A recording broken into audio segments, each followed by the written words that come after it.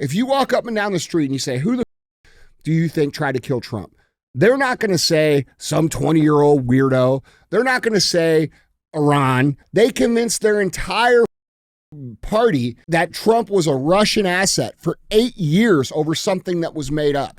Then they hit him with the very fine people. That was bull.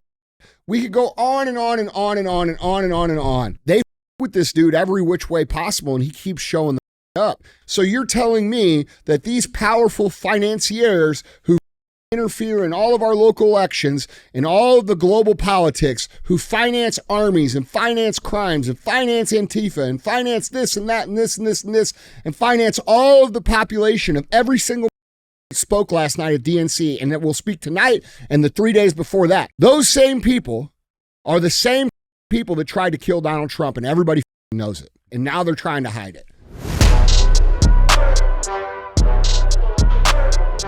What is up, guys? It's Andy Frisella, and this is the show for the realists. Say goodbye to the lies, the fakeness, and delusions of modern society, and welcome to reality. Guys, today we have Andy and DJ Cruise the motherfucking internet. That's what we're going to do. That's what CTI stands for. It stands for Cruise the Internet. It's where we put topics on the screen, we speculate on what's true and what's not true, and then we talk about how we, the people, have to solve the problems going on in society. Now, I'm going to skip the rest of the intro and get right into it. But remember, we don't run ads on the show. And for that reason, we need you guys' help. All right. So I do a little trade with you.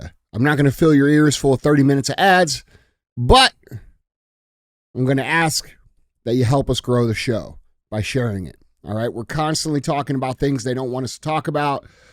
We deal with traffic throttles, shadow bans, having things removed. So we need your help to get the message out. So all I ask is very simply that you share the show. All right. So don't be a hoe. Share the show. What's up? What's going on, man? Oh, not much. Yeah. What's up with you? Nothing much, man. Any glizzies lately? Not today. No. Why? No Thursday glizzy? No. I know you like them. I like the big glizzies, the big bites. I can't believe you don't know about big bites. No, I never heard of it. They still got big bites at 7-Eleven? They're called small bites. They're called appetizers. Yeah, I saw apparently 7-Eleven's being like there's like a merger going on with 7-Eleven. Like 7-Eleven who? And what's Circle K? Oh, really? Circle K's kind of trying to buy them out. What are they going to call it? I don't know. Circle Jerk? Circle 11. Full circle. Circle 11? Okay. I just have a feeling there's going to be a lot of very upset people from a certain demographic. No, you cannot do. Fuck you. You cannot, Bancho. You cannot do. Fuck you, you stinky punk. Motherfuck bitch. I'm sorry. Nope, I'm not. You cannot do. I love our Indian people, bro. Oh, they're cool, man. They're funny as fuck. Food's amazing. Yeah, and nobody knows how to curse someone out like a fucking Indian person. I don't think they know how to curse, but I mean, they do. It sounds good. I like it. It's very convincing. If they're the only people that cuss you out, you'd be laughing. Oh, you laugh now. You laugh. You motherfuck fuck. Oh, man. Well, let's just start the show off with some good old-fashioned racism. You know it's going to be good. Yeah. You know it's going to be good. That's right. No, man, I thought let's redo this topic. We'll try this attempt again. We got another dumbass of the day for you. Oh, really? This is great. And I've been watching this for a minute, watching this guy, and I don't know if they're like making him do this, or if he just has like no other options to get any type of views. I don't know what it is. Dumbass of the day is going to Don Lemon. Oh man, he has been getting hammered, and not by penises. Not the way he enjoys. Not the typical way. I mean, I'm sure he likes. You guys know what I mean. But Don Lemon, man, he's been getting it stuck to him.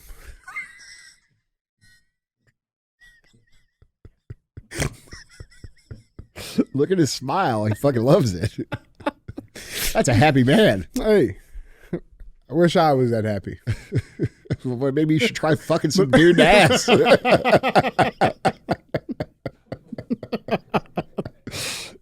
Oh, man. We're definitely getting this show deleted. Yep. Don Lemon, dumbass of the day. So I got a couple of clips here, man, because he has just been getting destroyed and obliterated left and right. I want to show you this first clip. So this comes from an interview that he did with Elon Musk. Okay. And say what you want about Elon Musk. I like him. Everybody knows he's a unique individual. He's on the spectrum. But the dude's fucking smart. And I think that's really, I don't even think he's on the spectrum. I think he's just extremely smart. That's what I think too, bro. I think the guy is a genius. And like dumbasses just can't understand. That's right. You know what I'm saying? Yeah. I've met people like that in life. Like, it's a real thing. And so check this interview out between Don Lemon and Elon Musk. They're talking about censorship. Okay. Let's check this out. So Don, you love censorship is what you're saying. No, I don't love censorship. Then why are you asking? I believe in moderation. Moderation is a propaganda word for censorship. Look, if something's illegal, we're going to take it down. If it's not illegal, then we're putting our thumb on the scale and we're being censors.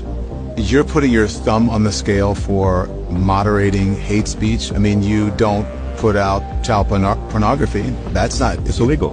Some people would say that's considered censorship. I'm just saying. I literally said, if something is legal... Pause right there. Who would consider pulling child porn off the internet censorship? People who enjoy child porn. Okay, that you guys agree with us out there? Let us know. I had to pause that. Don, what are you talking about, bro? Hey, I think we might have to check his. I think collectively as a society we understand that child porn is a crime and it shouldn't be tolerated anywhere. And the people who enjoy it, and the people who produce it, and the people who do anything with it at all deserve to be fucking executed. That's in a very painful way. Fair. So let's stop normalizing this idea of minor attracted people or child pornography. Because look how soft he tried to put that in there. Or, Don Lemon saying we shouldn't censor child pornography because that's censorship. Some people would say that. Like who, you? Yeah, right. Right. You would say that. Or anybody who's affiliated with this shit. I think the greatest thing that's happening in our country right now and in the world right now is that these people are exposing themselves. Bro.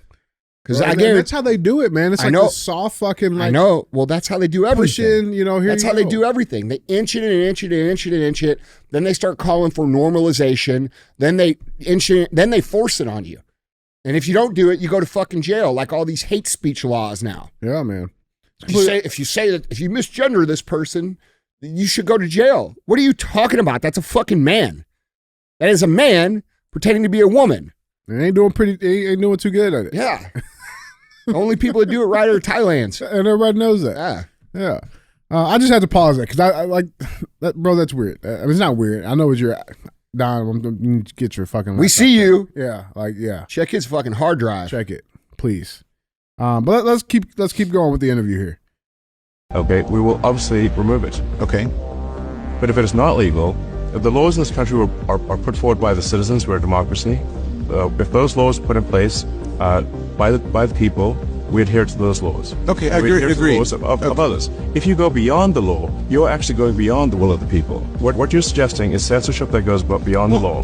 And what I'm saying is that we, I guess, have a disagreement because I do not believe in censorship that goes beyond the law, and you do. We have a difference of opinion in that regard. So you don't consider that hate speech? I guess you're not understanding what I'm saying.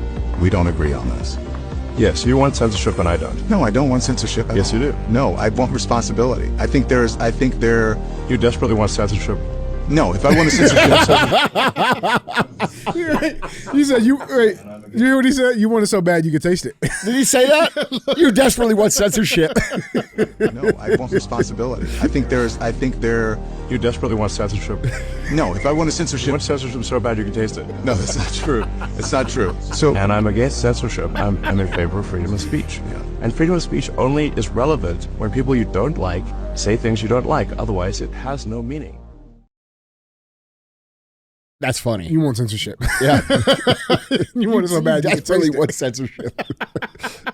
Dude, that's funny. Getting hammered, man. Yeah. All right, so you got that, right? You got it. Like, bro, you're sitting here arguing with a dude that's got like a 200 IQ. Bro. You know what I'm saying? Who's made multiple billion-dollar company. Like, listen, I feel like I'm a pretty intelligent human, but I'm not going to sit there and try to joust with Elon Musk, bro. No. Like in Don Lemon, I would crush you. Like, you know what I'm saying? Like, there's levels to this game. Yeah, man, for sure. Elon tells me something, I'm going to be like, okay.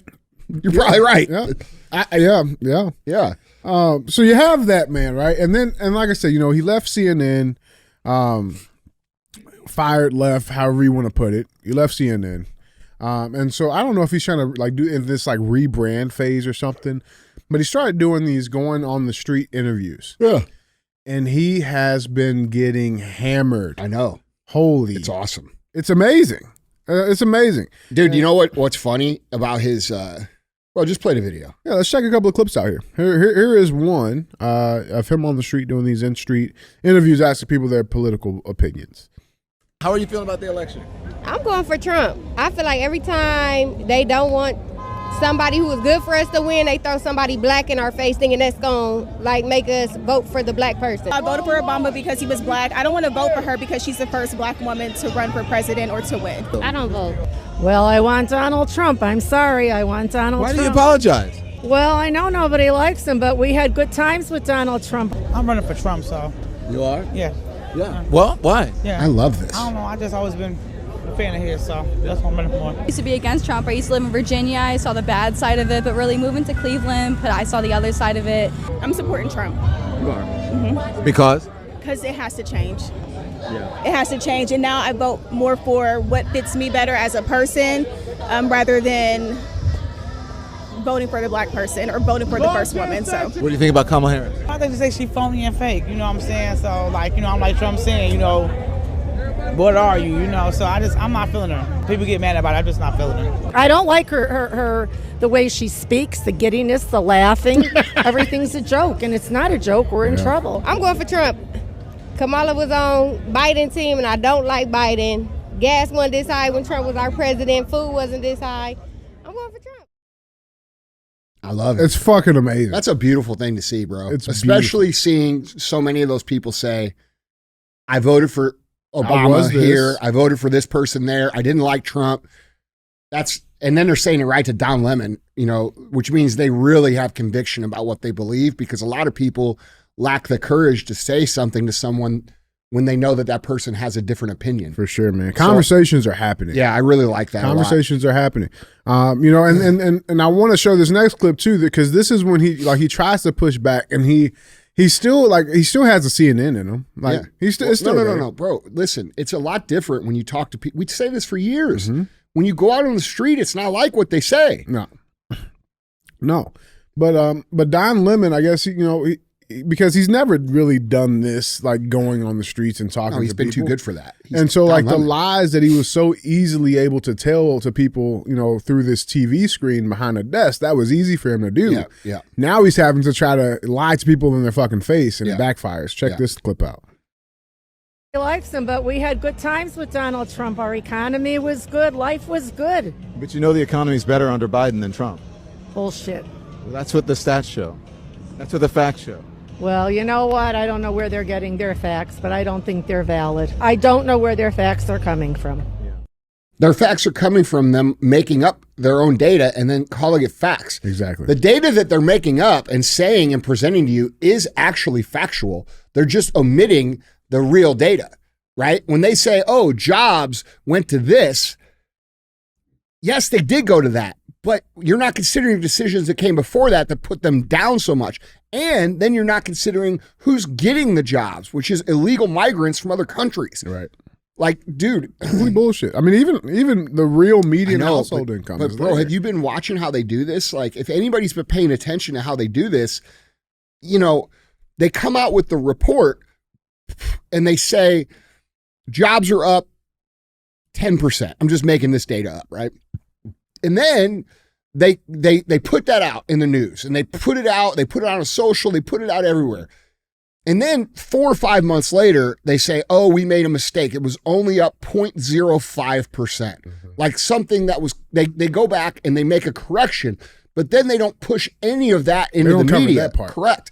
And so they're manipulating the Democratic voters by putting this shit out. And bro, let's be real. How many of these people legit, like you and I do a show on it, right? We have time to research. We take it serious. Like every night, you and I are texting back and forth. Hey, look at this, look at this, look at this, to talk about what's going on in the show.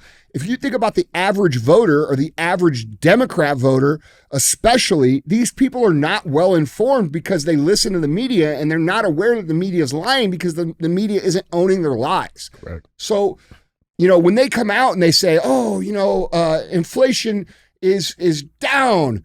Yeah, it's down compared to a high that happened because of something that they did, right? Like they're not telling the whole story.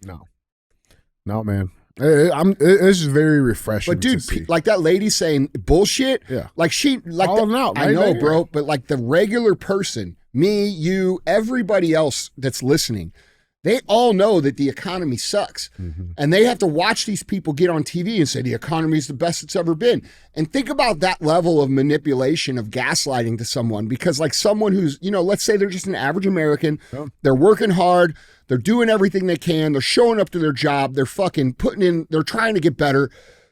And then they show up and they're struggling, right? And they can't afford their food and they can't afford their electric and they can't afford all their bills. And then they're looking at TV and they're saying, this is the best it's ever been. Imagine what that does to someone's individual psychology. Bro, it fucks them. That's what I'm saying. It tells them it's just you. You're the failure. What am I fucking up? That's right. Yeah. And it's am I spending too much? I gotta stay. My budget's wrong. Dude, how many people out here listening have thought that? They've been like, fuck, bro, everybody else is winning, but I'm losing. Right. Because that's what they're telling people. Right. Well, and on top of that too, Andy, like finances, one, you gotta look at too, like the majority of Americans, we are financially illiterate, right? And so like intentionally. Yeah. So you take that on top of the fact that finances has always been under this like guise that it's this private personal information, right? So like when you are in that mindset, no one talks about it. Nobody's gonna talk about it. Nobody's talking about it. And so like you don't talk about money, you don't talk about religion, and you don't talk about politics. That's it. Why do they fucking put that into why do they encode that into our culture? Why is that? Ask yourself why they don't want you talking about money, why they don't want you talking about religion, and why they don't want you talking about politics. Why do they say that? The answer is obvious. They want you to be financially illiterate, okay? They want you to not be connected to God. Morally weak. That's correct. They want you morally flexible and weak. And then they want you to not voice your opinions politically because that way they can gaslight everybody even more. So it's all about manipulation, dude. And we've been manipulated our entire lives since we were children. And our parents were manipulated and their parents were manipulated. And bro, that's not the sign of a free society. No, man. It's just like I said, it was refreshing to see this stuff. Yeah, I like that too. And like those are two clips, guys. Yeah. He's been doing these fucking on the street interviews and been getting his ass kicked. In all of them. There's actually some that are way worse. Way worse. There was one guy called him like a fucking. He said something like dumbass.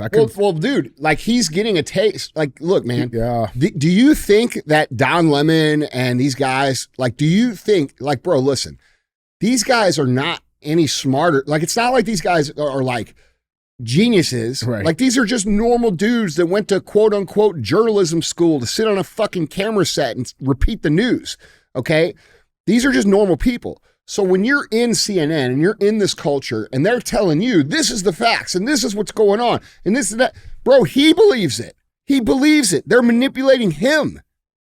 He eats that shit up. Yeah. And he goes out there and tries to argue this and he cannot argue. It's actually very telling. Like you have a person who's on TV telling you all this shit. Remember what he was saying during COVID? Body bags. Bro. Deaths. People are dying in the streets. Bro. Insane shit. Anyway. These are the facts. Yeah. Okay. Yeah. All right, Don. You keep donning out there. Let me know how that goes. Guys, jump in the conversation. Let us know what you guys think down in the comments. With that being said, man, let's get to our headlines. We got headline number 1. Let's cover this on a different light.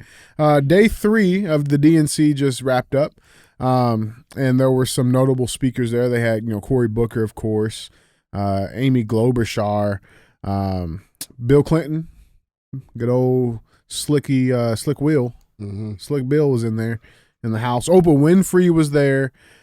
She spoke. Pete Buttigieg. There was a long list of people that were speaking at day 3 of the DNC. But and I don't know. I don't know if it's always like what's with like the third day of things. I don't know. But weird shit always starts to happen. It's no different from day 3 of the DNC. There were some interesting things that started coming out. Did you see this? CNN's Dana Bash argues DNC appeals to men who are not so testosterone laden. She ain't wrong. I mean, that's 100% accurate observation. She's saying, this is what she's saying. I'll say this as I wrote it. CNN's Dana Bash argues that DNC appeals to men who are total pussies. That's what she said. That's what she's saying. That's exactly what she doesn't want to say it that way, but I'll say it. Yeah. Let's see what she said. I got the clip. Here it is. But they are doing so in trying to put forward male figures, Tim Walz being one of them, Doug Emhoff last night, who can speak to men out there who might not be the sort of testosterone-laden, gun-toting kind of guy who wants to listen to Hulk Hogan and the kind of players that came out at the RNC, or might want to listen to that, but also, in addition, understand that it's okay in 2024 to be a man comfortable in his own skin who supports a woman. And that's something that they really are trying to work on with male voters beyond the base. I don't know about you, but all that shit sounded awesome. Gun-toting, fucking Hulk Hogan. Yeah, I mean, I don't have a problem with none of that. Listen, man. Listen, dude. These people don't know what the fuck they're doing when it comes to this particular issue. Your men are bitches. They just are. They like them like that, though. Huh? They do. They like them like that. And, bro, they want them to be these weak little supplicating men who this is why toxic masculinity became a term. Toxic masculinity is not toxic. It's just masculinity. And they villainized that and tried to work that out of society. And it's funny that she said, in 2024, men, can be comfortable in their own skin and support a woman. Well, masculine men support women and protect women. That's what the fuck they do. I support 3 women right now. That's what they do. That's what they do. You know what I'm saying? Yeah. That's what the fuck you're supposed to do as a masculine man. A masculine man doesn't sit down on his couch and throw his fucking gaming headset on and, look like a sack of fucking shit who couldn't fight off a puppy, right? Like, dude, you're sitting there reading fucking romance novels with your wife while your wife is out fucking some dude that's jacked and ripped and toting a gun. Right. And these dudes are like, I can't ever find a woman. My women always leave me. Yeah, because you're a woman. Because you act like a woman, bro. Women hate women. No, Let's be like, real. bro, dude, real talk, dude. Look how women hate other women. They hate you, dude. That's what I'm saying. They hate you. You think you're being what they want. No, they don't want that. A lot of times women don't know what they want. They say, I want one thing. I want a sensitive guy who has feelings. And then, and then they fucking cheat on that guy to go fuck the dude with the fucking 6-pack and the fucking, guns. The man. Yeah. With the Hulk Hogan sticker on his truck. You know what I'm saying? Like, in the truck. Yeah. Like, dude, they don't want you to be a little pussy, bro. I don't give a fuck what they say. They can say whatever they want, bro. They can say, I want this dude and, dad bod, blah, blah, blah. It's bullshit. Mm-hmm. And you're going to learn that lesson the first time the dude walks by that fucking has all that other shit. They can't help it. It's a primal instinct of women. They cannot help it. Women are attracted to men just like men are attracted to women. Women are attracted to masculinity. Masculinity is attracted to femininity. You can't fucking change that. No. That's why these guys are like, girls always go for the assholes. No, they don't go for the assholes. They go for masculine men that know who they are and stand up for what the they're about and actually say, no. They don't go around to the dude who stands out in the street with the boombox in a 4,000 roses and says, I love you. And bro, that's not what the happens. And they propagate that in society to make men these total pussies, and then men can't figure out why when they're 25 years old, no girls want to fuck them. Right. And then they got to go on this soul-searching shit, and they got to go to masculinity school, and they got to go run around naked with a bunch of dudes to be masculine and cry in a pool. Like, bro, it's totally fucked. Yeah, man. Like, bro, men are men, yeah. women are women, and it's a biological primal thing. Masculinity will always attract women. Femininity will always attract the masculine men's attention. That is it. You don't get women's attention by acting like a woman. And a lot of these Democrat fucking men are that way. Yep. That's why the women run the fuck over them. Yeah, they run them over and then they go fuck other dudes. Yeah, my wife's boyfriend, he's really nice. You know, like you. And then they hey Tyrone, you're back again. Yeah, like hey, why is he gotta be black? What the fuck? What the fuck is that about? Look, dude, all I'm saying is... It's the facts. This is data. Yeah, there is some data to support that. But, like, the point is like, dude, you guys are confused, bro. You know, like... Yeah. That ain't it, man. That ain't it. But that wasn't the only thing. Dana Bash's pussy comment was not the only height of the DNC. There was more happening on day 3. Did you see this? Camera awkwardly cuts to Maryland delegate as Oprah mentions childless cat lady during DNC speech.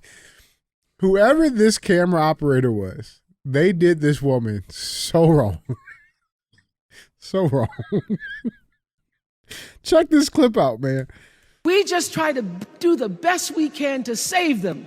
And if the place happens to belong to a childless cat lady,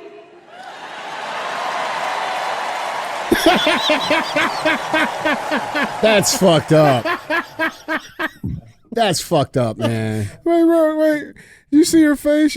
Bro, come on now. That's fucked up. That's fucked up. That's mean. It ain't right. That ain't right. It ain't right. Oprah. It's probably right, but it ain't right. Yeah, it's probably accurate, but it ain't right. Fuck, that's kind of sad. It's like, what's that? Look at her face. She's like, it's me. They're talking about me. I'll be honest. That's always been one of my fears, though, bro. Like going to like a big sporting event, you know, the Jumbotron. And putting you on camera. Oh, bro. Like, you know, comparing me to something. You're like, it's always a fear of mine. Bro, you ever seen those ones where they do the kiss cam? Yeah. And then they like get on like a man and a woman that ain't fucking together. That's the best part. Yeah, man. That was the cameraman's wrong in this one, man. Yeah, he is wrong. It's like what's that? You know, Key and Peele. I mean, this woman will probably call us every name in the book and say we're total pieces of shit. 1000%. But I wouldn't do that to her. No, that's sad. Yeah, that was fucked up. Yeah. It's like, let me find. Oh, got one. Child's cat lady. There it is. Fuck. Doesn't matter if you're gay. Oh, no. Get off me. DJ's got us some big bite. Oh, man. 7-Eleven's going to sponsor us, bro. I can feel it. I will take a 7-Eleven sponsorship. Hey. No doubt. We will put a fucking Slurpee machine right in here. Oh, it'd be fucking... We will have Syed run it. Like, the Slurpee machine? Yes. I love you, Syed. I can't wait for you to get back from India. But one last little thing. Do you ever notice what happens to Zishan when he comes back from India? Mm-hmm. What is it? Keith, what is it?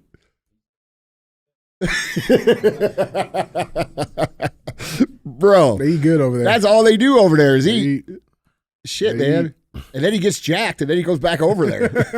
That's his reset. Yeah. But yeah, man, so you know, you had this happen, but I got one little final piece. Like I said, day 3, I thought it was just fucking hilarious. There was a lot of funny stuff happening. Did you see this?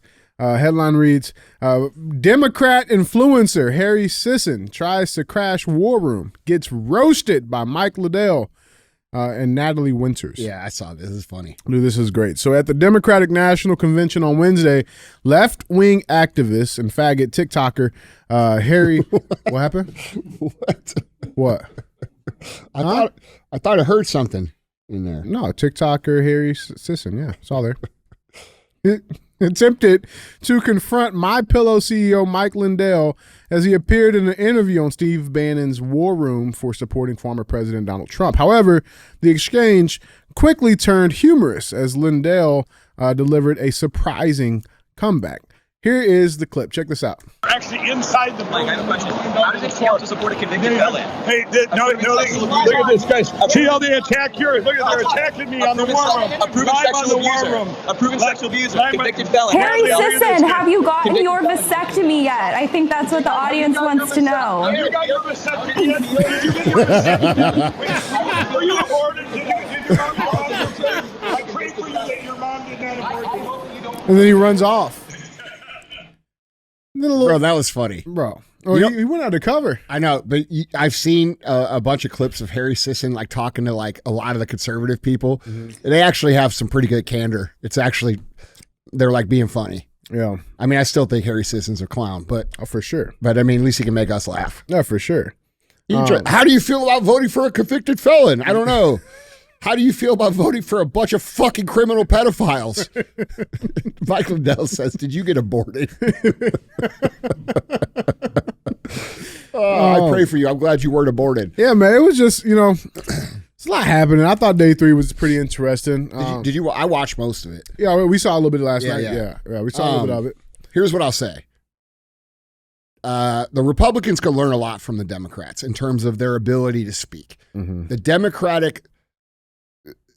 The lineup of speakers, I'm talking about the quality of their delivery and how they actually speak, I think was 100 times better than the Republicans. Not even a question. And all I could think about when I was watching it was like, these are all the people that for the last 8 years have been accused of being around Epstein. It had John Legend and like all these people, right? It's like the crew. And I'm watching them speak, bro, and Oprah gets up there and crushes. Like, her fucking speech was amazing. And, like, the funny thing is, like,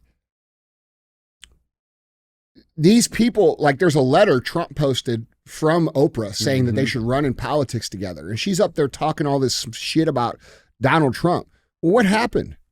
You know what I'm saying? Right. And dude, these people, they're up. I guess what I'm trying to say is, I can understand how someone who doesn't pay attention to what's actually happening and what the actions of these people are could be swayed by the power of their speaking ability. And the manipulation. Yeah, and there's only one speaker on the Republican side that has anywhere close to any of their ability to speak, and it's Ramaswamy. Mm-hmm. And dude, these other guys in the Republican, you guys need to learn how to fucking talk. You need to learn how to speak. The most powerful weapon in the world is a fucking microphone, bro. It ain't a tank. It ain't a bomb. It's a microphone. And they know how to fucking use it. And that's why people fucking vote for them. Because they watch this and they're like, God, this feels good. Did you notice how their messaging is all moderate messaging? And then you have Kamala Harris saying she won't release her actual policies until after she's elected. So we're going to get up here and we're going to say all this neat stuff and we're going to sound good. Like, dude, it almost reminds me of what I hate about the personal development world and speaking in that world. It's like these people show up that don't really know any better and they go to every event and every event and every event. They show up, and nothing really ever changes for them. But because the message is so like positive and it sounds so good, they think it's going to work for them. So they continue to do it. They continue to show up. And dude, I could see how this type of shit sucks these people in, right? Because like, dude, there were some good speeches. Bill Clinton gave a great speech. He looked good. Oh, he did look good. Like, weirdly good. Yeah, like adrenochrome good. You know, he got straight off that drip, went right up on stage. Yeah, walked right out of a hot dog party. Yeah, no shit. But dude, it's all those same people that are accused of all this shit. Like it's like the who's who of the heavy hitters of, you know, the adrenochrome conspiracy shit, which, bro, I don't know. Oprah's like 70 years old. Fucking look at her, bro. She looks pretty good. I'll say this. Her speech was amazing. Bill Clinton's speech was amazing. They are much better speakers than the Republicans. But I also know that just like we watched that Don Lemon clip, there's a lot of people who are watching this being like, bro, I can't fucking afford food. They can see right through it. I can't fucking pay my gas. Like I understand, and I think what's happening now, because so many people have woken up, like they let Biden run for so long, and people woke up. So many people woke up, and then they had the Trump assassination, and then they saw Kamala being a fucking clown for the last 3.5 years, 4 years, and now they put her in. They're trying to celebrate her, make her look like. I think the people. What's happening here, because they're so good, is the people are realizing how good of manipulators they actually are. So I actually think it's a really good thing that they are performing well, because it's actually exposing them more because of what's happened over the last couple years. Yeah, for sure, man. Because, dude, that's the comments I saw. I saw a lot of comments, and I don't go on just the people I follow's page and look for comments. I'm saying if you go on any page and you like go to a neutral page, and they post something about this, the comments below were like, yeah, dude, look how full of shit they are. Like everybody's seeing it because they're trying to, overly manufacture this moderate message. Mm-hmm. You know what I mean? Overcompensation. Yeah, bro. Sure. And it's exposing themselves. 100%, man. 1,000%. Guys, jump in on this conversation. Let us know down in the comments what you guys think. With that being said, let's keep this cruise moving. Let's go check out some of these comments with Cruise. The comments. This first one comes from at William K 4194. He says, I don't know how to send a picture of my fantastic tinfoil hat. You take a picture on Instagram and tag me in it. Yeah, all right. There you go. Tag it on the IG. Tag me in there too. And we'll check them out. Yeah. This next comment comes from Flandrop. So the reason you're so angry is you can't get laid. Got it. What? Who? Me? I'm happy. I'm not angry. What? Who was that at? I don't know. I'm assuming you. Oh, well. I'm more upset they said I was angry. Now I am angry. Yeah. What are you talking about? That was weird, man. What are they? Was that supposed to be on our show? Yeah. Was this on a YouTube comment or Instagram comment? It's IG. Oh, okay. It must have been off one of the reels. Yeah. Yeah. Cool. Yep. Can't get laid over here. I'm testosterone laden. That's right. I was actually thinking about switching parties and going for the DNC. Yeah, right. Right. My small little wee, my no testosterone, man, my lack of masculinity. You support women. That's right. I support women. Guys, this final comment comes from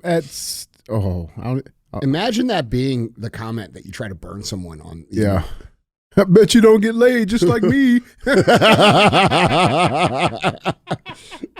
I'm sad.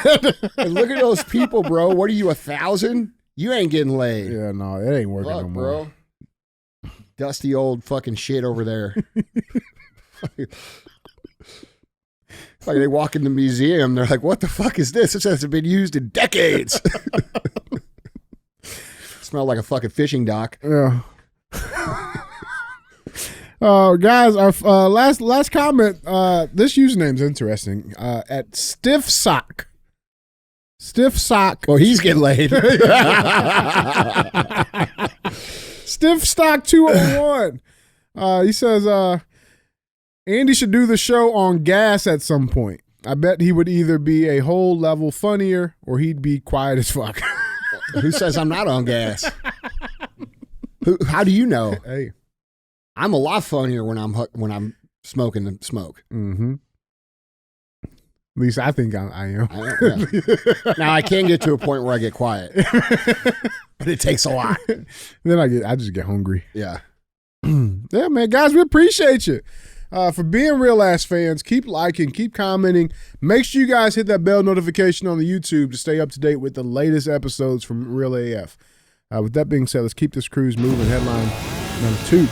Gonna do a little follow-up update with the whole Trump assassination stuff, because there's some interesting stuff coming out of there. I've left that out intentionally for the last couple of episodes because there hasn't been much, but now we got some updates. Some things we knew, some things we didn't, but let's dive into this a little bit. Headline 2 reads, would-be Trump assassin had encrypted messaging accounts on platforms in 3 foreign countries, GOP rep says. Why does a 19-year-old kid who is a healthcare aide need encrypted platforms not even based in the United States? So we're not talking about Signal. We're not talking about WhatsApp, right? Those are U.S. companies. But we don't know what apps they're talking about because the FBI is not playing ball.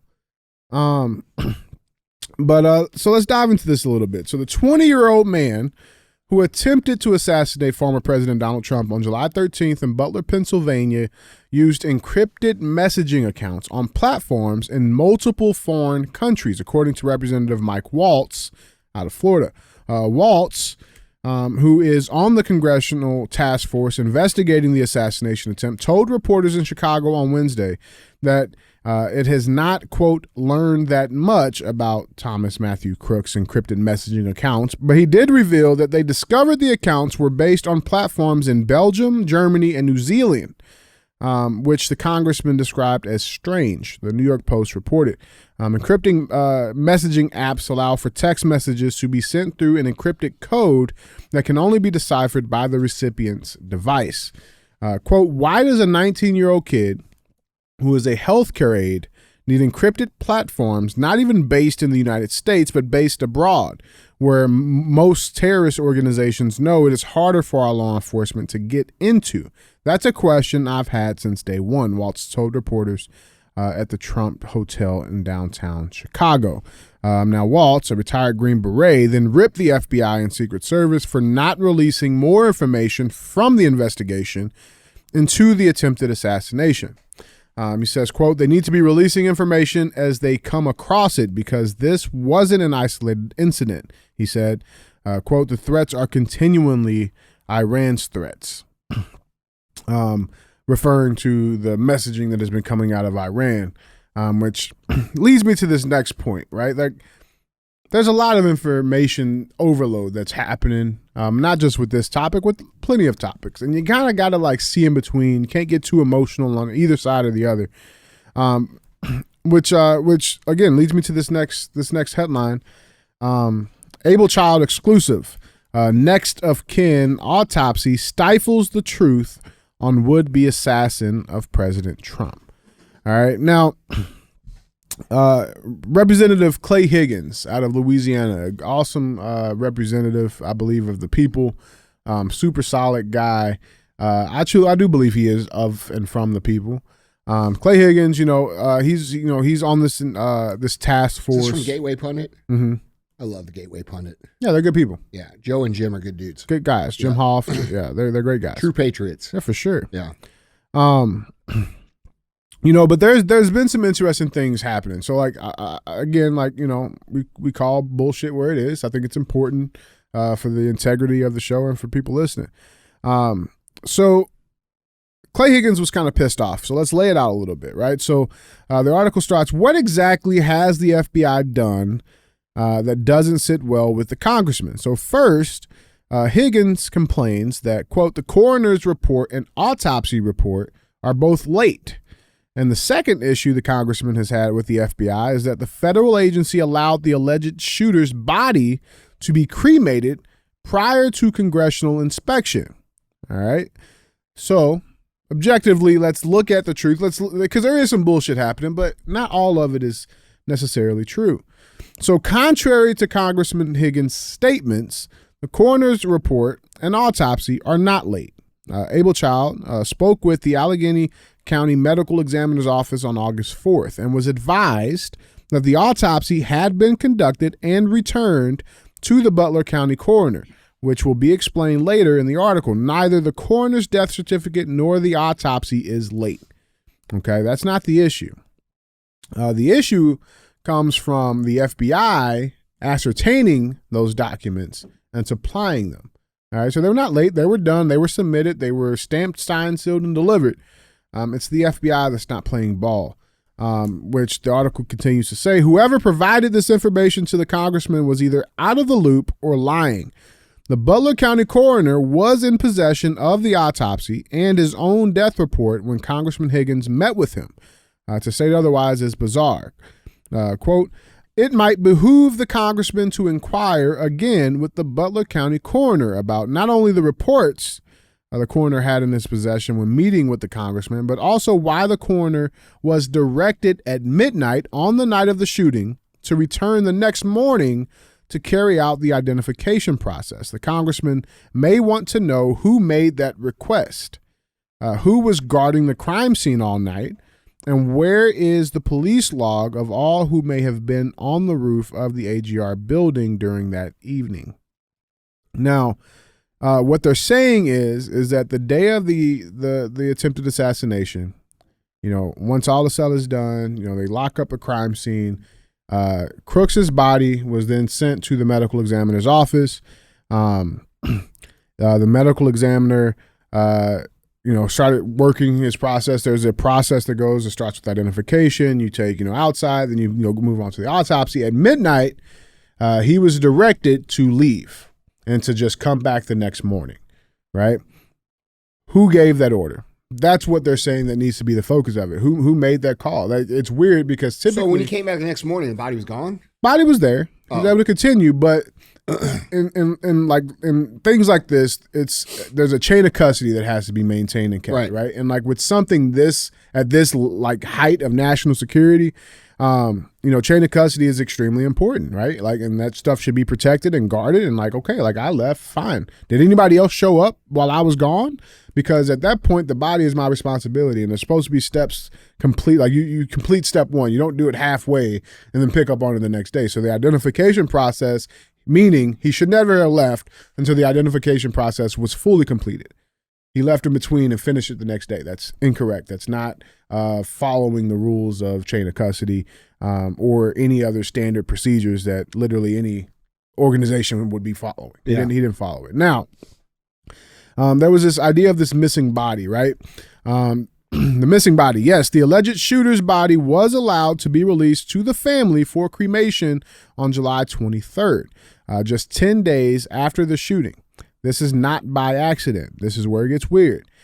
The FBI signed off on the release by the Butler County coroner, and unless the family agrees to releasing the autopsy, the public will never know if the alleged shooter is actually Thomas Matthew Crooks, because now all of that stuff is completely sealed, and the family has the right to say, yes, we're releasing it, or no, we won't release it. So the autopsy report, knowing 100% for sure the body that they did the autopsy on was the shooter. And there's a lot of questions here. And now all of that stuff is set behind this veil that we may never know the full truth on.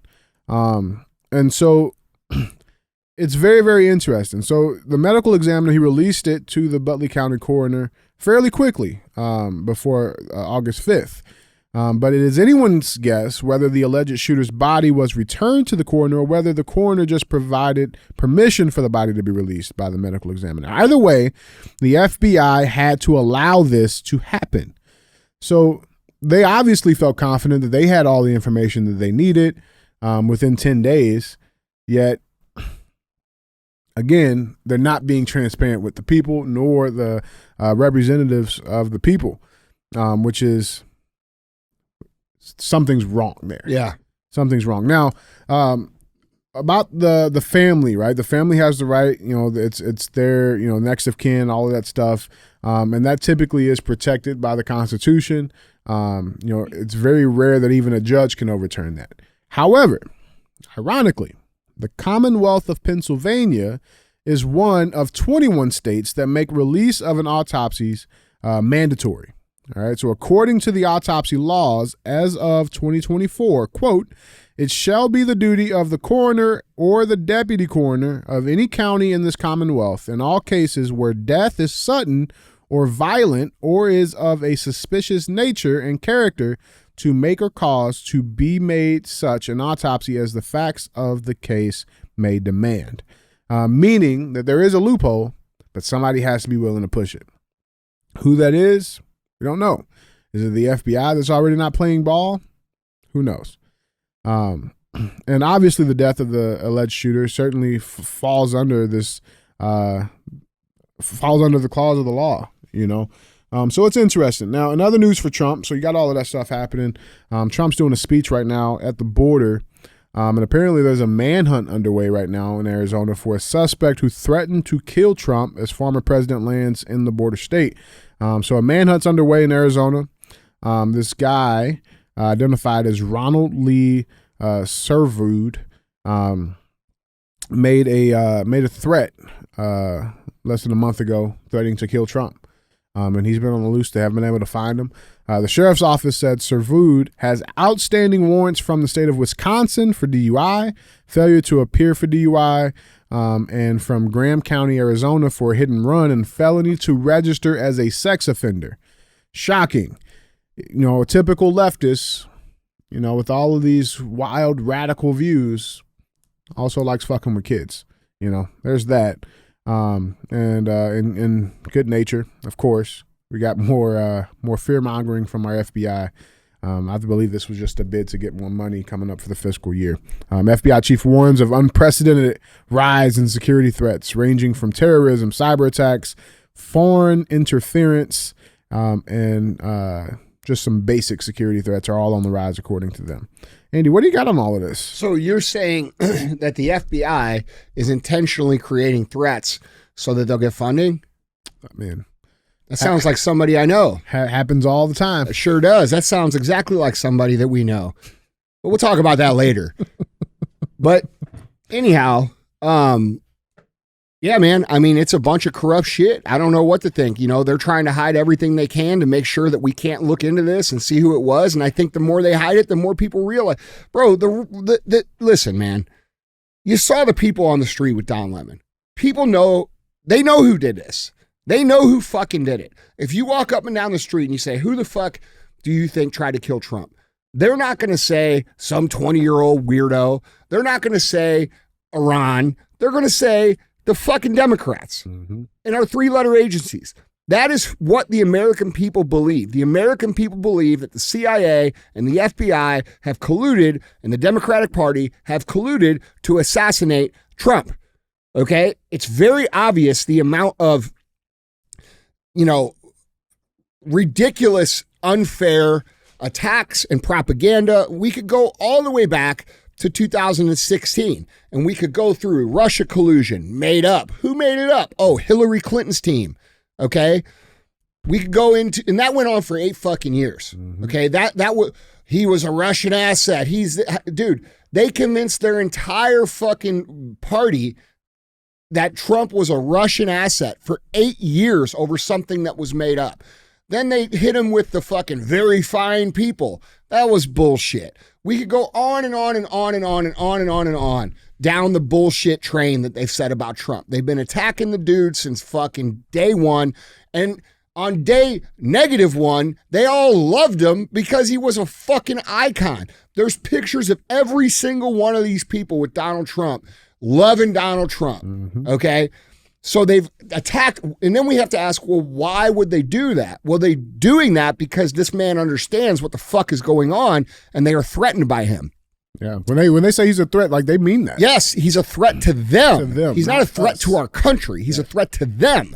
And so they've attacked. You know, they raid Mar-a-Lago, then they admit that they fucking they set the papers up to look a certain way. They do all this shit. They ignore all the shit Joe Biden's done, including the shit that's come out to be true, where he fucking took 21 million. The guy took way more than 21 million. All right, that's going to come out later. They've done all these things, and like, bro, this is just the factual nature. This is not like some pro-Trump, you know, messaging. No, this is just facts. What they fucking have done, right? And now they're trying to hide the fact that none of the shit works. The more they press, the more they attack, the more they push him through court, the more he grows in his power. Okay? And so now they're like, well, fuck, what do we got to do? And like I said multiple times for years, they're going to try to kill him. Okay? And they tried and it didn't work. Backfired. Okay? So now they're trying to cover up that they did it. No. Right? Because had they done it, Had they killed Donald Trump, they would have brought in the fucking force of who they really are immediately, because there's no real resistance outside of that politically, outside of him and his people. Mm-mm. And we could say whatever we want. We could say, we don't like the way he does this or that. But the reality is bro, they fuck with this dude every which way possible, and he keeps showing the fuck up. And so now they're trying to cover up the fact that they did it. And I mean, do you have any doubts who did it? Fuck no. Me neither. And I shorted the stocks. We covered it. Bro. They tried to short the fucking stocks. Yeah. And make money off of it. Bro, and who was that? Who did that? Right. Who? Oh, it was the biggest fucking funds in the world. So you're telling me that these powerful financiers who fucking interfere in all of our local elections and all of the global politics, who finance armies and finance crimes and finance Antifa and finance this and that and this and this and this and finance all of the population of every single motherfucker that spoke last night at DNC and that will speak tonight and the 3 days before that. Those same people are the same fucking people that tried to kill Donald Trump, and everybody fucking knows it. Everybody knows it. Everybody knows it. And now they're trying to hide it. Guys, they manipulated this fucking kid just like they do with the school shooters. This is some kid. They probably told him, hey, man, we got your back. Do this. You'll be an American hero. You won't get killed. And they fucking did it, and they blew his brains out. Mm-hmm. That's how these people work, bro. The encrypted messages, you want to know what those encrypted messages were over there? Why would this 19-year-old kid have encrypted messages overseas? Because our own agencies have been manipulating the kid for years. I guarantee it. I guarantee it. And they know that it's hard to get into it over. Like, guys, these people are criminals, bro. We as the people of America have to stand up to this and call this shit out for what it is. You cannot allow just 5 or 6 or 10 or 20 people who happen to have an audience to call it out. Everybody has to call it out. Because, bro, if they don't and we don't all stand together, they will eliminate the people who are fucking pointing this. People like me, people like fucking Rogan, people like fucking, PBD or any of these guys. They'll kill those people. You won't have anybody to speak for you. None, guys, jump on this conversation. Let us know down in the comments what you guys think. With that being said, man, let's get to our third and final headline. Headline number 3. Got another little follow-up here for you. Yeah.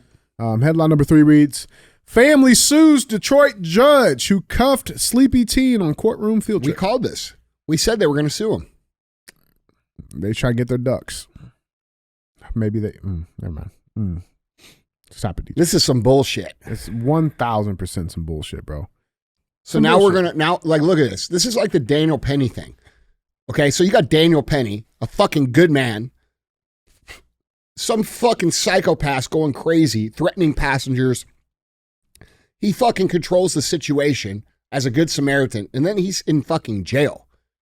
Okay, so they're trying to remove any good influence from society at any point. Gotta make an example of it. Yeah, it's insane, dude. Gotta make an example of it, because when you make an example of it, people don't want to do it. You will get less of that. How many people are going to fucking stand up on a subway right now and choke a motherfucker out? It's acting crazy. Right. I mean, yeah, I would. But I mean, they don't want that shit. They want crime. No, because all they got to do is just put that little seed of doubt in your mind, bro. Men got to start standing up regardless of what the consequences are. They have to. They have to. And more importantly, the people need to stand up for those men. Have to support them. Yeah, that's right. But yeah, so the Detroit judge who slapped handcuffs on a teen girl and forced her to wear jail clothes after she fell asleep during a field trip to his courtroom is being sued by the student and her family. Judge Kenneth King was accused in the lawsuit filed in Michigan federal court Wednesday for violating 15-year-old Eva Goodman's civil rights when he singled her out for falling asleep and having what he considered a bad attitude during a field trip to the 36th District Court on August 13th. King's actions were, quote, extreme and outrageous and calculated for the purpose of inflicting fear and severe emotional distress on the teen, according to the lawsuit, which seeks over $75,000. So while visiting the courthouse, like I said, we covered this with a nonprofit group, the Greening of Detroit, Goodman, the teen, fell asleep, angering Judge King, who woke her and said, "You fall asleep in my courtroom one more time, I'm going to put you in the back. Understood?" Footage of the incident shows. Now, when the teen apparently talked back, King ordered the court officer to place handcuffs on her and make her wear a jumpsuit. The entire incident was broadcasted on a live stream video from his courtroom. King then threatened the teen with juvenile detention in front of her peers before releasing her. Goodman's lawyers alleged that he acted outside the scope of his judicial authority. King, quote, acted as a producer, broadcaster, complaining witness, arresting officer, finder of fact, judge, and disciplinarian. Attorneys Gary Felty Jr. and James Harrington said in the lawsuit. Now, the teen's mother, Loteria, that's a hard one even for me. Loteria Teal said she may have been tired because the family does not currently have a permanent address. Now, over a week later, Till says her daughter is still grappling with the cruel and humiliating punishment. Quote, it's been pretty devastating, Till said. Eva doesn't want to come outside. She doesn't want to be involved with no one else but her family, relatives. It's hard for her to sleep at night. Oh, but she had no problem sleeping in the courtroom. Interesting. She's asking me, quote, why the judge do me like this out of all the kids? She should be asking, why did the judge do this and embarrass me in front of all the kids? Not, why did the judge do me like this? Right. Just saying. Right. Shouldn't be sleeping. Bro. The English language is fucking deteriorating. Well, she was probably sleeping in that class too. Just saying. Yeah. But King initially defended the... have you heard these young kids fucking talk? Oh, it's ridiculous. Bro, you can't even understand what the fuck they're saying. Mm-mm. Yeah.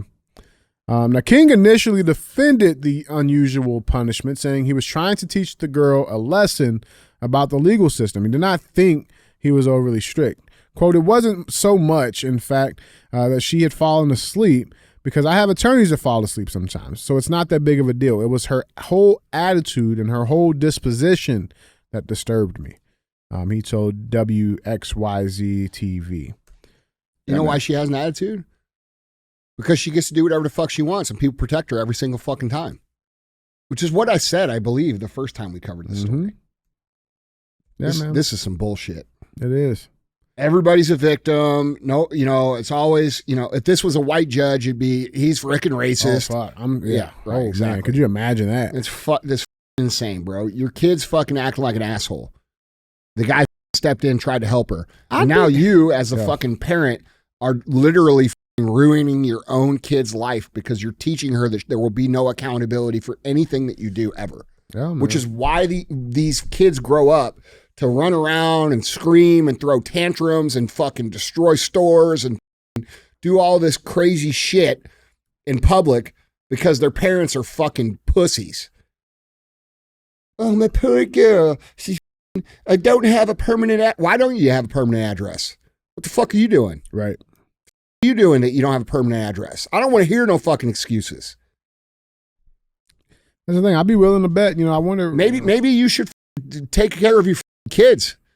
Maybe you should do whatever the fuck you got to do to make sure that your kids do have a permanent address. Right. I'm tired of this victim shit, bro. It's bullshit, bro. It's bullshit. They removed this dude from the bench. Like I said, I mean, we did cover it, man. It's fucking ridiculous, man. That judge could have saved that little girl's life. But the mom stepped in the way and fucked it up. And listen, here's the thing about karma, bro. You can't block somebody else's fucking This is karma. a big difference between white parents and black parents. It just is. You're going to want to say, you call me whatever the fuck you want. White parents, you go home, for the most part, motherfucker's going to be like, well, don't fucking do that. Right. And then they're probably going to beat your ass for it too. You go into the black households and it's, somebody's picking on you. No. Yeah, I'm not dealing with this. Yeah, right. Like, bro, listen, man, and maybe that's an absurd statement that it's a white-black thing. I don't know. But it seems to be the case, okay? I'm sure there's exceptions on both sides. Yeah. But the reality of it is this. It's much more common in the black community than it is in the white community. It's the same thing when black people commit crimes that they know. Like, a black person commits crime and you know them, and everybody looks like, fuck, I didn't see shit. Didn't see nothing. White person commits crime, they're like, bro, that's my cousin. He lives down the street. The guy's a shitbag. Go fucking get him. No, for real. That's real, man. We don't want this dude out here either. It's real. a big difference why do we do that? I mean, I don't understand it. Maybe someone can explain it to me, but I don't get it. And this is bullshit. This guy deserves a fucking award not to be removed from a bench in a lawsuit. It's bullshit. 100%. Guys, jumping on this conversation. do you agree with me on what I'm saying? Dude, absolutely. Like with the differences in culture? I say this too, bro, because I used to am I wrong there? No. And I know it's a generality, bro, and I don't like generalities. But I don't really think it is. And I say that because I used to coach when I coached high school football and stuff, man. It's like, I'm not that old, but back in my day, bro, like there was accountability there. There, like over the last probably 20 years, man, like it has definitely eroded. Yeah. Completely, right? Well, like, dude, I remember like when I was in school, I did some fucked up shit, bro. You got your ass beat. I'm getting my ass whooped. Yeah, I could tell by the way you behave. You know what I'm saying? Like, yeah. But now it's like you got these kids who act up in fucking school, and the parents are jumping on the fucking teachers. Yeah. It's like it's completely flip flop, man. And so I don't think it's a white black thing. After I'm thinking about it, bro, because I got some teacher buddies that are like teachers at like small boys schools that are mostly white, and they got the same problem. It's the same issue. Yeah. I mean, so I think it's a societal thing for sure. Yeah. But like it just goes with the lack of accountability, and I think what really pushed that over, if I had to like pinpoint like when that happened, I'd say look at 2014. Yeah, and with the Mike Brown shit. You know what I'm saying? Like once people realize, holy shit, we can make martyrs out of these fucked up individuals, and there's zero accountability. Yeah, and then we can burn down shit, and there's zero accountability. Yeah, you got Mike Brown, who's a fucking criminal, who literally stole from a convenience store 15 minutes before the situation happened, where he got killed. He reached in the car, grabs the fucking officer's gun. The officer shoots him. And people freak the fuck out. Right. And it's like, what would you do if you were an officer and someone tried to grab your gun? Because I can promise you, I don't care who it is, I'm shooting him in the face. It'd be little JJ, be little Timmy. It doesn't matter. Okay. And like, bro, and then these people all march for it. Obama threw gas on it like it's this fucking civil rights movement. And bro, we've been dealing with the repercussions of that criminal asshole for 10 years. Ever since. That's what I'm saying. Like, and so like if I had to pinpoint when that happened, it's probably then. Yeah, and 10 and then dude, we got this officer here in fucking St. Louis because that happened here in St. Louis. The officer that just got he got that brain injury because fucking these people still won't let it go. Mm-hmm. That was a criminal, man. Right. You want criminals running around your street with your shit, with your family, threatening your family, fucking with your kids? Like, what the fuck is wrong with you guys? Makes no sense, man. Makes no sense. But I do know this, stepping in front of somebody, trying to block somebody's fucking karma from coming, it never ends well. Yeah. It's going to come back to you. That girl, when she fucking 10 years from now, she'll be in a way worse position. Yeah. Guaranteed. Yeah. Guaranteed. And that $75,000, that should have been gone on Newports and Hennessy in about a week. You know? It is what it is, man. Guys, jumping on this conversation. Let us know what you guys think down in the comments. With that being said, let's get to our final segment of the show. As always, we have thumbs up or dumb as fuck. This is where we bring a headline in. We talk about it. It'll get one of those two options. I don't know why. This feels like memory lane. This is like a memory lane episode for us, man. I don't know. But I just figured out this picture. Which picture? It's thumbs up or dumb as fuck. I'm giving thumbs up in the picture, and DJ's looking at it like that's dumb as fuck. Was that the point? Yeah, that's a good. Look at this. He's an artist, bro. He's putting this subliminal messaging in this. Holy shit, it's Jason Bourne. Yeah, that's Jason Bourne of graphics. Jesus Christ, it's Jason Bourne. Oh, man. But yeah, man, little memory lane. So I want to jog your memory, Andy. Do you remember, because we have covered this on the show before. Do you remember this guy? I don't know. Which guy is he?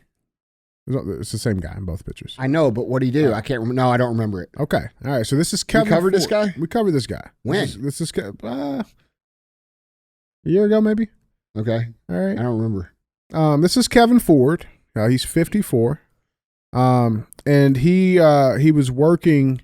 Is this the guy that was working fast food and got like a bag of bullshit when he retired? Yes. Yeah, got it. Okay. Yeah, no, he didn't retire. He was working 27 years. Yeah. All right, and then that's what they gave him for his 27th year of service. Right. They gave him a gift card? Yeah, it was like one movie ticket, a Starbucks cup, candy, and some chocolate. Now, listen. I mean, most places don't give a shit. Most places don't, but like, I mean, it's fucking Burger King. You know what I'm saying? Like, raise some expectations, raise some standards, go somewhere else, get a better job. You might have some better rewards, right? Well, some people, listen, man. Some people are, listen, bro. I don't want this to sound derogatory, but like some people are made for cooking French fries, man. 100%. You know what I'm saying? And Like, dude, we need French fries. no, we do. And I don't say that disrespectfully. Sometimes I do say that disrespectfully when people are underperforming, right? Like sometimes people will say, well, I can't do, I say, well, you know, the world needs French fries too, bro. Right. You know, but like in this case, there's situations where, dude, it's an accomplishment for someone to hold a job and do that work. Oh yeah, he's never missed a day. Okay, Never take so off work. that's Yeah. honorable work, For in my sure. opinion. For sure. You know, and so when we covered that you know that was the situation. There's been some developments ever since then. There was a GoFundMe that was put in for him. God, I hope it's good news. Oh, it's great news. All right. No, he bought a bunch of Newports and Hennessy. No. I didn't want it to be that. No, but there was a GoFundMe that was put in for this man because that is honorable. That's some noble shit. I mean, 27 years. Listen, bro, I respect anybody that works and does their shit and does it every single day and does it with a good attitude. I don't care if you're mopping the fucking floors or you're cooking French fries or you're splitting the fucking atom. I don't give a shit. But just do your shit right. Yeah. You know what I'm saying? That's respectable shit. Yeah. And so there was a GoFundMe that was put together for him. Again, when this story happened, might have been even 2 years ago. I don't know. But there was a GoFundMe that was put together for him. Oh, 2 years ago when we covered this. Yeah. And he raised, you know, the people donated $300,000 to him. Yeah. Right. Now that's a healthy. It's more money than most people will ever have in their whole life. Ever have in their At one time. For Yeah. sure. Right.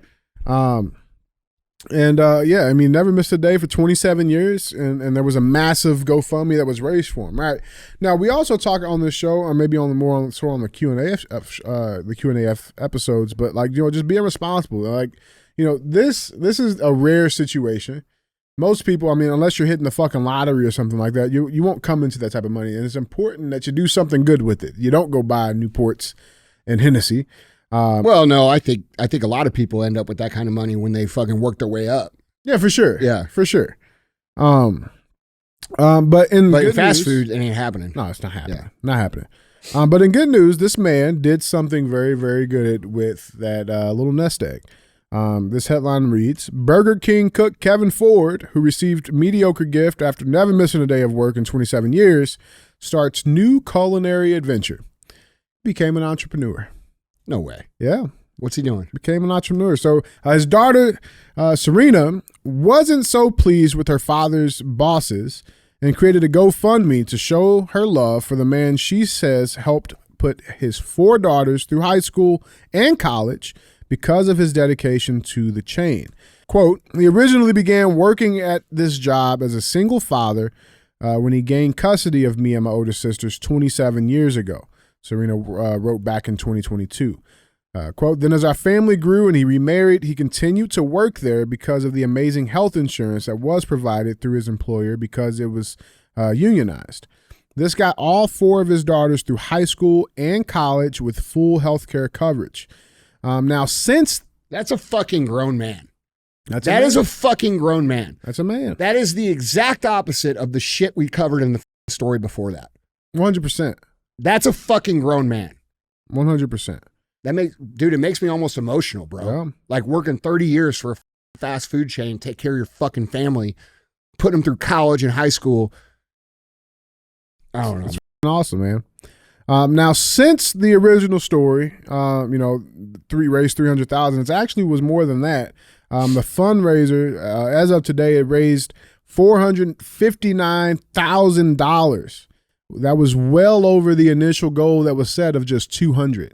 That's all she was creating. She created the GoFundMe to raise $200 and just give them like a date night or something, you know, and ended up raising $500,000. So what he did with this is even more incredible. So Ford purchased a black and silver food truck from China for roughly $20,000. It's a kitchen on wheels. It comes fully equipped with the works, including an oven and a fryer, the outlet reported. The exterior is adorned with a giant K27Y, a tribute to his viral fame, Kevin, 27 years. So the Burger King employee and his daughter, who was trained at the French culinary school Le Cordon Bleu, will begin with the basic menu consisting of hamburgers and hot dogs. What? Glizzies. All right. My bad. Sorry about that. That's right. They almost pulled my card there. Hamburgers and They had to write hot dogs so white people understand what the fuck they're talking about. hamburgers and guns. But this is the basic menu. Before it says that he plans to add Filipino dishes to the menu to honor his Filipino fiance. As he begins his entrepreneurship, Ford remains a dedicated worker at Burger King, but plans to retire by May of 2025, his 30th anniversary with the company. And it wasn't just that. He didn't just become an entrepreneur. This is fucking awesome. It's fucking great. It's fucking, I mean, here's the truck. I got the pictures of the truck here. This is awesome, dude. It's pretty fucking cool, man. Two youngest kids there. Look, dude, look at the nice house he has and shit. Well, you know what I'm saying? That's the other part of it. Yeah. Check this out. So not only did he purchase that, the purchase of the new mobile dining establishment comes months after Ford bought his first home, thanks to the money raised through the GoFundMe. He closed on the Pahrump, Nevada home on December 13th, 2023, paying $177,000 for the 1,000 square foot, 3-bedroom, 2-bath house. That sounds like the first house I bought. Yeah. Only I paid $74 because it was a long time ago. Bidenomics. Yeah, no shit. I get it. But yeah, man, just a solid thing, man. Doing some good work. You know, you get your blessing and you do something good with it, man. Do something amazing. Bought love first that. house, and now he's an entrepreneur about to be launching his own little food line, man. I love that. I love the font they use for the logo too. Yeah, it's clean. It's cool and it's you know, it's marketable. It could be on merchandise. Yeah. You know, it's a great logo. I think this is awesome. I think it's one of the best stories we've ever covered. That's a grown fucking man, bro. Total respect to that man. 100%. I could also see how like people would enjoy doing the food trucks. You know, like everybody I've ever met that does food trucks for a job, they really enjoy doing it. Like, you know, like I don't cook very often, but I used to when I was younger and was a bachelor. But like, there's something about like cooking a good meal and then seeing people happy about it. Enjoy it. Yeah. Yeah. And like, dude, there's like, I could see like, dude, this is, people are going to laugh when I say this, but like, if like I wasn't doing what I do, I would enjoy doing that. Like if you and I had a food truck, oh, it would fucking we had so much fun, bro. It'd be so much fun. Bro, it'd be so much racism. We could just make content and call it Andy DJ's food truck. We fucking dude, we should just get one. Bro, let's do it. We should get a food truck and go out a day a week and record the interactions, talk to people about what the fuck's going on in the world, and have a good time hanging out. That'd actually be pretty fucking bro, sick. let's do it. I'll fucking buy it today. I'm down. Let's do it. I'm down. No, I'm being serious, man. Listen, let me tell you something, dude. I grew up in business and retail. And in retail, you talk to people all day. Yeah. Okay. And I grew up in sports nutrition, you know, health retail. And, you know, everybody like sees me as like this CEO who owns all these companies and fucking, you know, a very successful man, which is true. But the best job I ever had doing all of the shit that I've had to learn how to do. Cause like when you grow a business like what we have in multiple companies, like what we have, you learn how to do all the shit because at some point you had to do it. Yeah. And out of all the things that I've ever had to do, my favorite fucking thing was working the floor at our supplement superstores, retail stores, because bro, you get to talk to people, you get to know people, you get to hear about their lives, you get to help them solve a problem. They're grateful for it. Like you get to tell jokes and, you know, like I don't get to do that anymore. You know what I'm saying? And like maybe like, dude, I think we should seriously consider doing this. I'm down. Because, bro, if we made a YouTube once a week of us doing food truck day where we run our food truck, it would be fucking gold. You know the food's gonna be fire too. Nah, dude, I know that. Because, like, you know, between you and me, we'll figure some shit out. Yeah, fuck yeah. Bro. I'm down. Yeah, I think we should. I mean, you're fucking chef, gourmet chef, That's bro. what I'm saying. It'd be good food. Yeah, and like I know how to like rate food. You know what I'm saying? No, like I know what's good. Yeah, right. Like I know what's good. I know like we could come up with some shit. You could teach me a little skills. I got a couple tricks, you know? I'm down. Yeah. I'm down.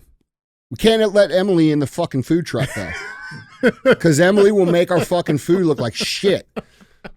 You know, like, because she's so good, yeah. Nobody's going to want to eat our shit. Yeah.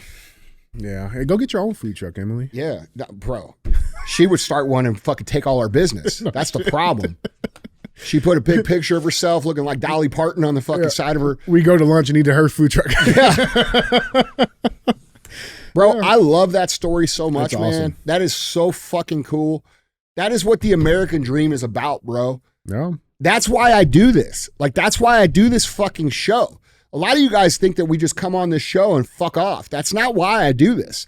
A lot of you guys are new listeners. I had the #1 entrepreneur business podcast for years. That's all we talked about was making money, business, entrepreneurship. I'm an entrepreneur. I've been in business for 25 years for myself. The reason I talk about these issues is because I want to protect the fertile soil of this country so that young people can do these things that I'm talking about. You see those 2 kids? Yeah. If we don't fix what the fuck is going on, they're seeing their dad build a dream. They're not going to be able to build that dream. At 54. That's what I'm saying. And bro, it shouldn't have taken him that or a GoFundMe to be able to do that. Right. Like if housing was where it should be, and the economy is where it should be, someone who starts in fast food should be able to fucking escalate, but they can't because of these greedy fucks, which is the whole reason I started talking about current events. Yeah. So when you wonder what we're doing, yeah, we like to have fun. Yeah, I like you like a lot of people are like, why the fuck does he finance the show? Why does like, dude, it costs me millions of dollars to put the show on every year. Why do I do that? I do that because I care about that shit. You know what I'm saying? I fucking love this story, bro. We need to find out when he's gonna like. Yeah, he has a soft launch. He's actually gonna be at, let me see if I don't know. He's supposed to be doing it at like a Home Depot. Like he's gonna be at a Home Depot. I would like to go visit this cool. guy's business one day. And like, dude, another business that we got to go eat at is that diner that Rachel has. Yeah, up in Cuppies. in Maine. Yeah, no, it's in Pennsylvania. Pennsylvania. Yeah. I'm down, man. But like, these are American owned, built from the ground entrepreneurs, bro. And I don't know, man. Like that's just, I know how hard it is to start from fucking ground zero. And I was lucky to like grow up when you could still do it, no doubt. There are lots of people who do it every day, but it's getting harder. And if it continues to get harder, it will become impossible. And that's why I do this, bro. Yeah. Yeah, man. And I hate the people that we talk shit about. No shit. And fuck Hillary Clinton. Yeah. Yeah, man. Thumbs up for that, man. That was Congratulations, Kevin, man. Keep working. Well, guys, I love that, bro. Yeah. That made my fucking day. Yeah, it's good shit, man. It's good shit, guys. Andy, that's all I got. All right, guys. Don't be a hoe. Share the show.